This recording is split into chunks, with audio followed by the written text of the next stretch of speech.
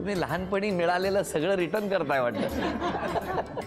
मी आजी आजोबांचा नातू आहे. लहानपणापासून त्यांनी कुठल्याही प्रकारचं माझ्यासाठी म्हणून असं कधी कमी पडून दिलं नाही, अजिबात नाही. की बाबा मी असं मागितलं आहे त्यांच्याकडे आणि त्यांनी मला कधी नाही असं सांगितलं, असं कधीच झालं नाही. अजूनही तीच आहे पद्धत त्यांची, कधी मागावं आणि त्यांनी नाही बोलावं असं कधीही होत नाही. मी आजी आजोबांचाच नातू.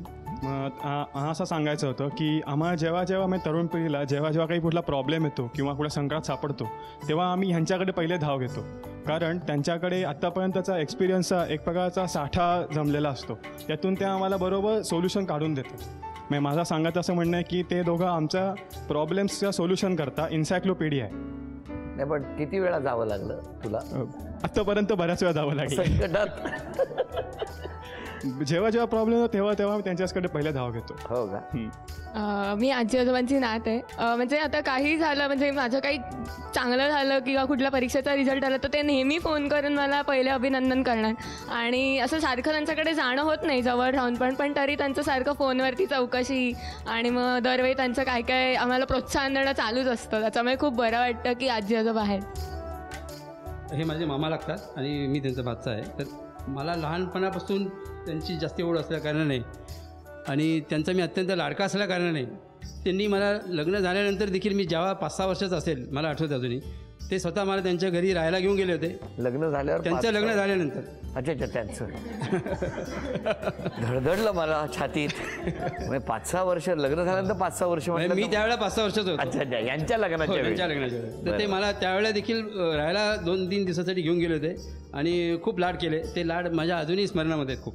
तुम्हालाच काय, होम मिनिस्टरमध्ये आलेत अशा आजी आजोबा, त्या आजी आजोबांना भेटल्यापासून आम्हाला सुद्धा या 12.5 वर्षाच्या प्रवासामध्ये फ्रेश झाल्यासारखं वाटायला लागलेलं आहे. तेव्हा तुम्हा दोघांनाही खूप शुभेच्छा. आणि त्याचबरोबर एक छोटासा खेळ, ते आव्हान बघूया कसा आहे हा खेळ. हा मनोरा रचायचा, पूर्ण करायचा, थर रचायचा. एक म्हणजे 12 थर पूर्ण झाले की पहिलं बक्षीस आणि 15 थर पूर्ण झाले की दुसरं बक्षीस. चला, एक रिंग तुम्ही ठेवायची, एक रिंग आजोबा ठेवणं.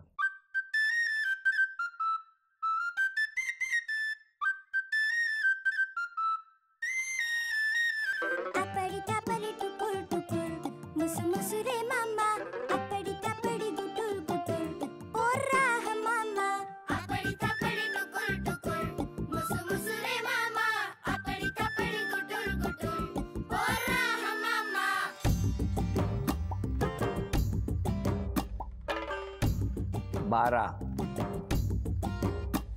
13. चला, पहिलं बक्षीस आत्ता मिळालेलं आहे.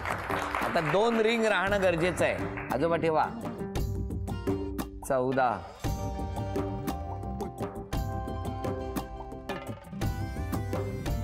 अभिनंदन.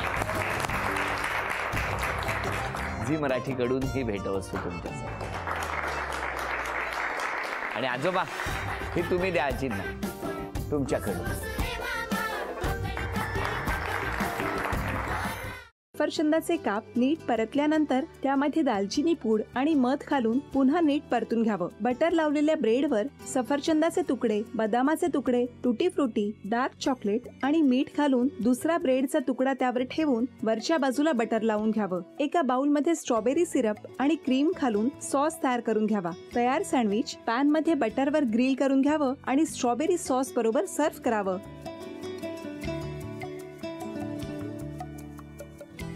हे जेव्हा बोलत होते तेव्हा मी बघत होतो की या दोघांनी स्वतःचा संसार उभा केलाच, पण स्वतःच्या संसाराबरोबर अनेकांच्या आयुष्यात आनंद निर्माण केला. तो आनंद महत्त्वाचा. हसत राहा, आनंदी राहा असं म्हणत शुभेच्छा देऊया.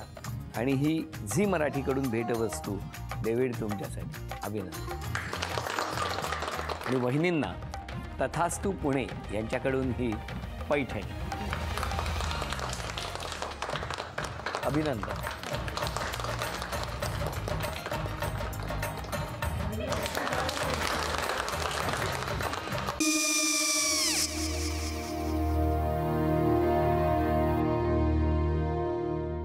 काय गो? हां, काय झालं? काय झालं? काय आले, मी निकाल लावून आली. हो, पण तिची आईच काय बोलली? तिला वाटलं का सगळ्या निशाने आपल्या चुका कबूल केल्या का? आई, मी चांगलं सुनावून आली आहे.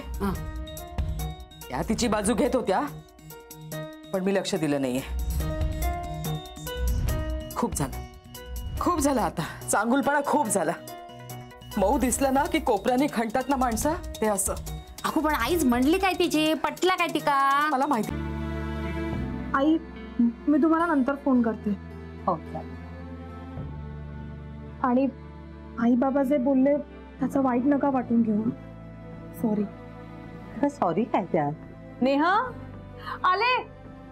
आई मी येते. हो काकू येते.